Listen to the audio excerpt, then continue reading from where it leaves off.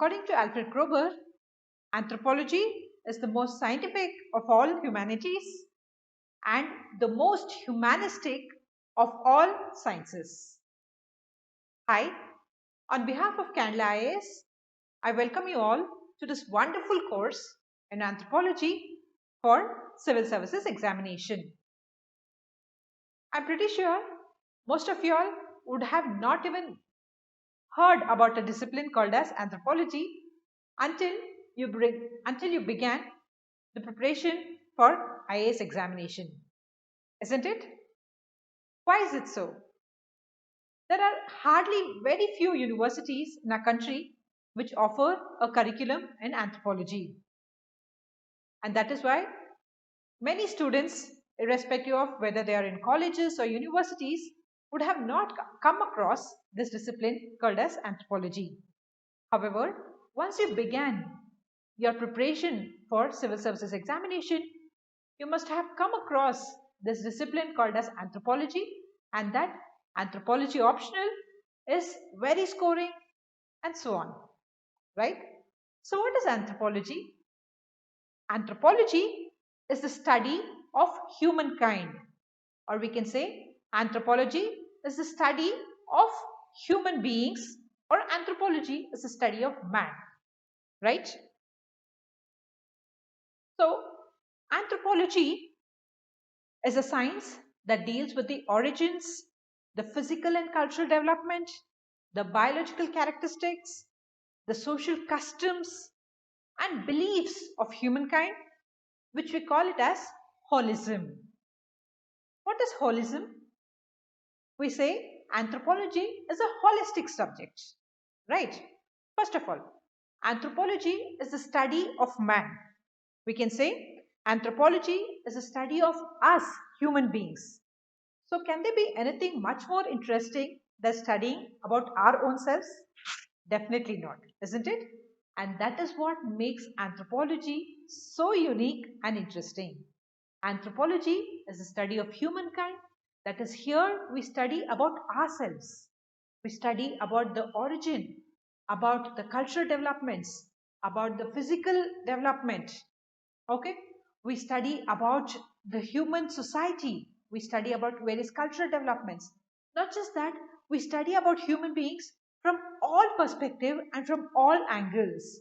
That is, from the origin, from the development, both in time and space, right? Right from the genetic level, or studying about the genetics of human beings, up to studying the society and the culture of human beings. We study every aspect in every perspective of human beings in anthropology. And that is what differentiates anthropology from all other disciplines which are also concerned or which also concentrate on study of human beings. So what are the other disciplines? There are various disciplines which study humans, isn't it? So sociology studies about the human society, right? Psychologists study the human mind. Physicians study about the human anatomy and physiology. Archaeologists study about human beings. In human geography, we study about population studies, settlement patterns, and so on. So like this, we have n number of disciplines which study about human beings. However, anthropology does not focus on a single perspective or a particular aspect of human beings. In fact, it studies about human beings from all angles and 360-degree perspective, right? We study about the genetic aspects, we study about the origin, we study about the evolution, we study about the human society, the various social institutions, right? We also study a little bit about human anatomy. Like this, we study about the culture of human beings. So we study every aspect of human beings, and that's what makes it so interesting, right? So anthropology is a holistic subject wherein we study human beings not just from a particular angle or perspective, but from a 360-degree point of view and from a complete, in the sense, in age, space and time, from a complete perspective, we study human beings And that is why we call anthropology as a holistic subject, and that is what we call it as holism. Okay, so the focus of anthropology is on understanding yourself in relation to others, right? So here, when we say we are studying about us, right, we are trying to understand us in relation to others. And that brings us to two important concepts in anthropology, that is ethnocentrism and cultural relativism. What we mean by ethnocentrism? Ethnocentrism means having a skewed or having a cultural superiority complex. That is, when I say I am ethnocentric, it means that I feel that my own culture, my own practices, my own customs, beliefs, practices, all of this is superior, and I look at somebody else's culture as inferior in comparison to mine. That is what we mean by ethnocentrism, right? So ethnocentric or being ethnocentric or having the attitude of ethnocentrism means having a superiority over one's own practices and culture while looking down upon another's culture. So as human beings, we are quite judgmental about people belonging to different geographies, societies, belonging to different customs, practices, religion, isn't it? So, when you are studying this subject and once you finish this course on anthropology, not just you get a lot of information and a lot of knowledge about your own self and about your own evolution, but also your perspective towards many things in life will change. If you do not believe, complete this course and you will definitely accept to what I said just now. So this course is not just about giving you knowledge to just qualify an examination or to score very good score in a particular examination, but it altogether brings about a change in your way of thinking and a change in your personality. Human beings, as a matter of fact, are quite judgmental, isn't it? I wouldn't say all of them, but at least most of us are quite judgmental. Very easily we judge people based on various criteria, isn't it? Ranging from very simple things like skin color to their geographies, to their economic status, to the way they dress, their customs, beliefs, practices, religion which they follow. Like this, you can find people being judgmental and being, um, being biased towards people who do not belong to their own community or who do not belong to their own set of values, customs, belief system, and so on.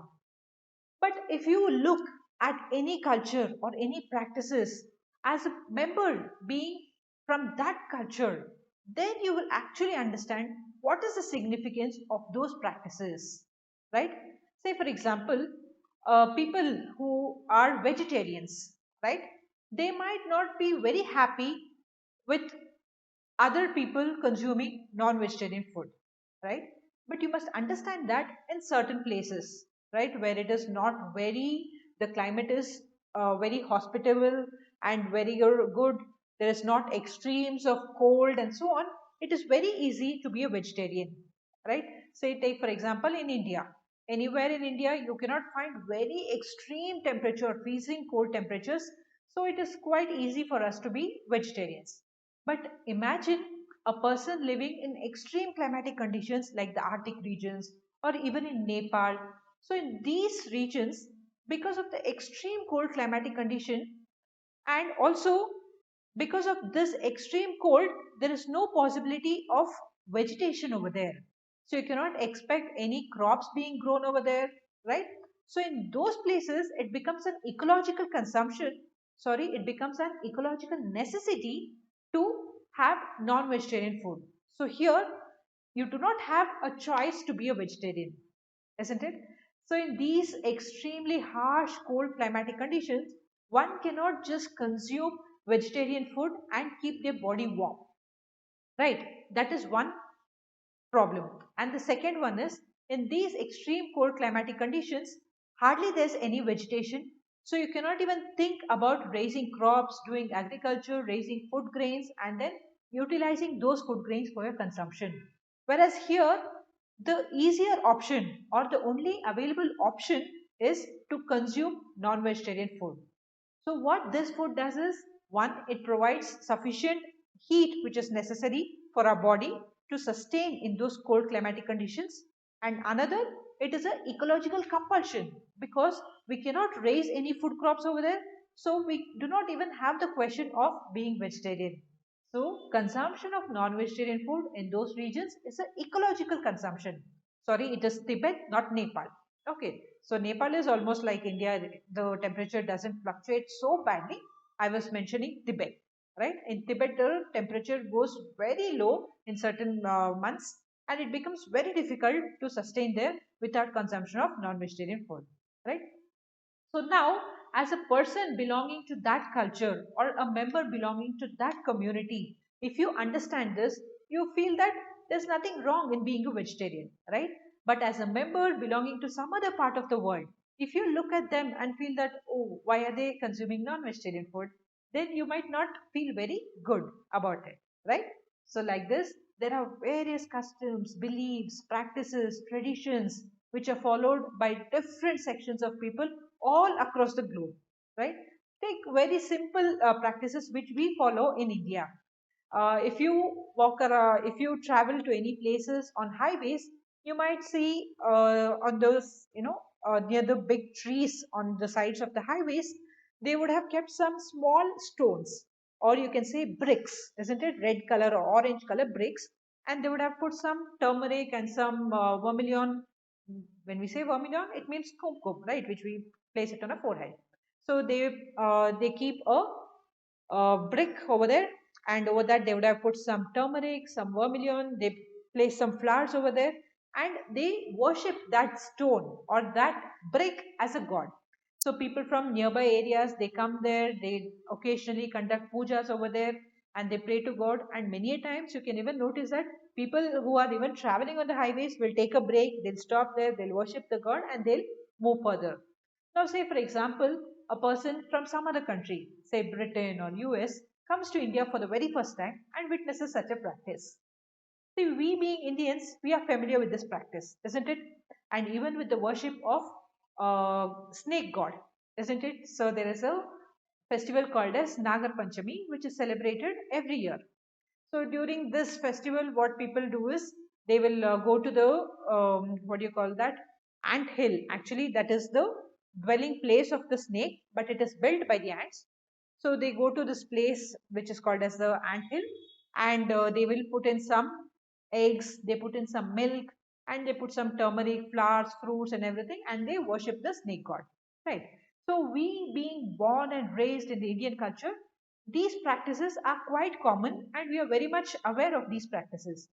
But say, for instance, a person from some other country, say Europe, say some European country or from US, they come to India for the very first time and they witness all these practices being practiced in India.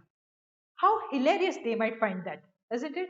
They might even find it hilarious, or they might even find it very, it is. They might even find it as stupid also, isn't it? We might not find it stupid because that is our religion. We believe in that. We believe in the snake god, and we believe that that particular brick is a god, and with that belief, we go and worship over there. But for them, they do not know all those things, and they might find these simple, these practices as funny or stupid and so on.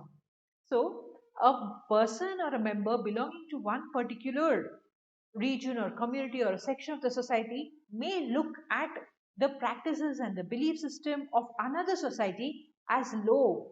This perspective is called as ethnocentrism.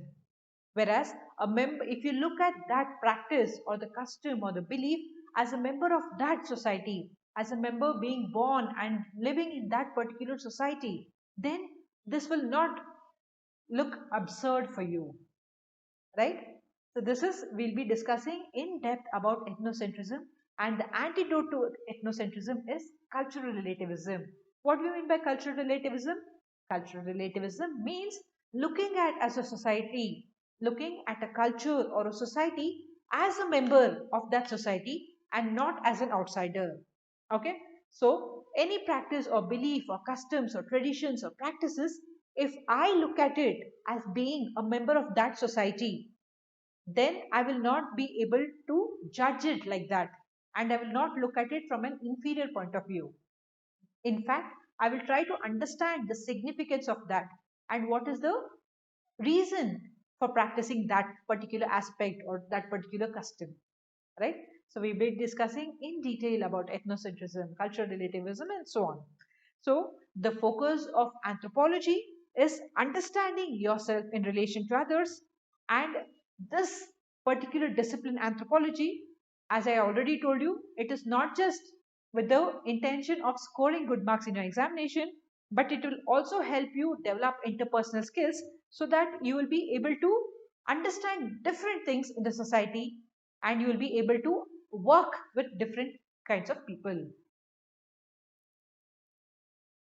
So, first and foremost, now let's discuss about what are the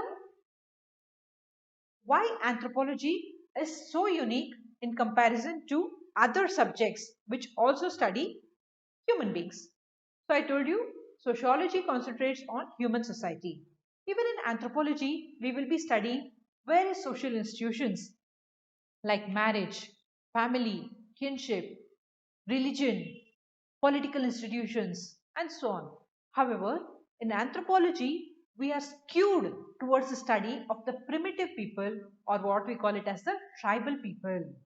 So, in anthropology, even though we study all these social institutions, we will be studying about the religion of the tribal population, about the political setup of the tribal societies, about how marriage is conducted in a tribal setup, about the different kinds of families which exist in a tribal population.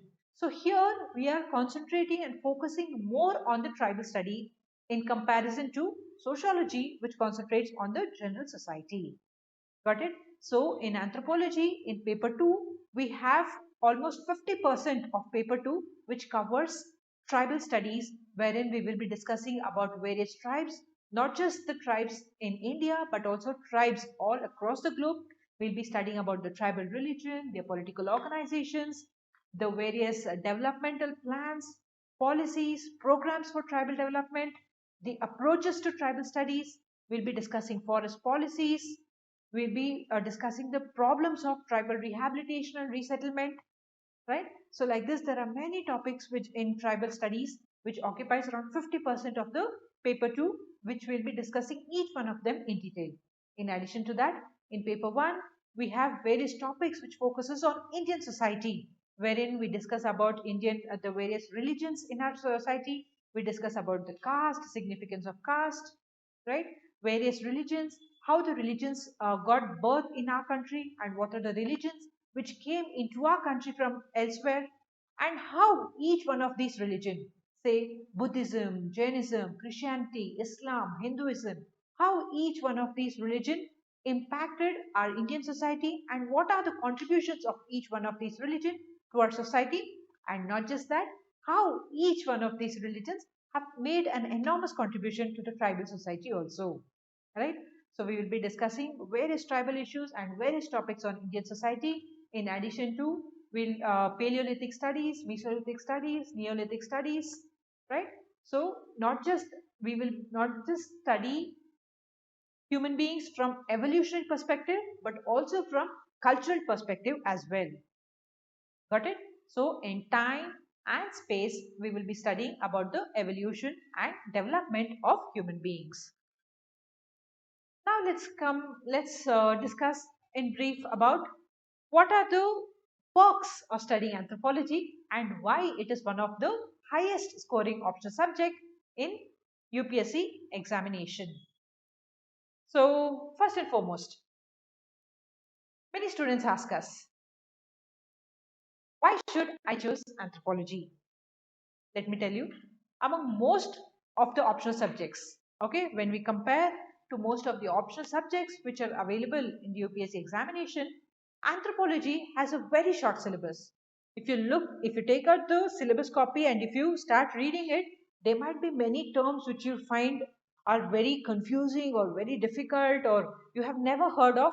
And the length of the syllabus also might extend to 3 or 4 pages. And you might think that, oh God, there is so much, there are so many chapters, the length of the syllabus is so huge. How long will it take for me to complete the syllabus? But believe me, the syllabus looks lengthy. In reality, it is not so. Okay, so there are few chapters which look so lengthy, but you can finish those entire chapters in within 2 to 3 hours. That is how it is. Okay, so though the syllabus looks very long and let the words look intimidating, the actual syllabus is very short, and very easily you can complete the entire course within 2.5 to 3 months. Whereas if you compare it with other optional subjects like geography or other public administration, you need a much longer time. Almost you will need twice the time. Okay, so if you take geography optional, you might require at least 6 months to complete geography once. Whereas in that 6 months, you can very easily and comfortably finish your anthropology twice. So that is one very important advantage of taking anthropology. And in addition to that, it is also very highly scoring. So if you see the UPSC scores, or if you see the toppers list of UPSC toppers in the last 10 years, you can see that at least there will be 2 to 3 toppers in the top 10 every year who have opted for anthropology optional. Why is it so? Because as I already told you, it has a short syllabus. It is a very interesting subject because obviously we are studying about ourselves, isn't it? So it is very interesting, and also it is a scientific subject, right? So it has scientific, it is slightly bent towards the scientific style. But again, do not fear that only people who are from the scientific background, say people who have studied BSc or engineering alone, can take up these subjects. I can tell you, any student who has studied science up to matriculation, that is up to 10th standard, can very easily and comfortably take up anthropology optional and get a very good score. Okay, so this is a very commonly asked question. It is an FAQ asked by many subjects, irrespective of where we conduct the workshop in the country. There will be few students who come up to us and ask us, ma'am, is it possible for me to study anthropology because I'm from arts background, I'm from finance background, I'm from economic background or engineering background? Is it exclusively meant for people from life science background or from medicine background? Absolutely not. Okay, so anthropology is a subject which can be studied by anyone. So if you've studied if you've studied science up to your matriculation or 10th standard, that is more than sufficient for you to understand anthropology. Fine. Then it also, another highlight of anthropology, it not just deals with the biological aspects but also the social aspects of human beings. As I already told you, here we'll be studying about human genetics, we'll be studying about evolution, we'll be studying about human physiology and anatomy in brief. But also at the same time, we'll also be discussing about the social institutions, about Indian society, about the various social institutions like marriage, family, kinship. So here we not just study human beings from the biological perspective, but from the sociological perspective also. And that is why it is a blend of all of this which makes anthropology unique and interesting. Okay, so it is ideal for students from any background. Then, so we can broadly divide anthropology into sections like physical anthropology, sociocultural anthropology, Indian society, tribal studies, and so on. In physical anthropology, we'll study about the origin and the evolution of man's physical characters, and it goes on with the diversity of forms. So actually speaking, if you see, physical anthropology forms just around 40% of the entire syllabus, and there is no need that you need to have very good knowledge about the human anatomy. Like you need to know there is how many bones are there in the entire human body, and what is the much more advanced knowledge about that. We will be discussing in detail about every single thing which you need to know and which you need to understand in anthropology. So do not fear and do not panic. Okay, right from the cellular level, that is, what is a cell? Okay, what is a cell wall? What is a mitochondria? What is endoplasmic reticulum? So right from the basics, so whatever you studied in your high school, right from 8, 9, 10, about the cell, what are genes, what are the different bones which are present in a human body, like this we will begin right from the basics and take you to the advanced level. So do not fear that you'll have to study about the different, the terms which appear complex as of now, like say prognathism, maxilla, mandible. Okay, so we will have very few terms which we will be discussing in detail, and as and how you follow the classes, you will become an expert much more than us. Okay. Then we also have sociocultural anthropology, wherein we seek to understand the relations and patterns of life of people as revealed through their established institutions and groups such as kinship and so on.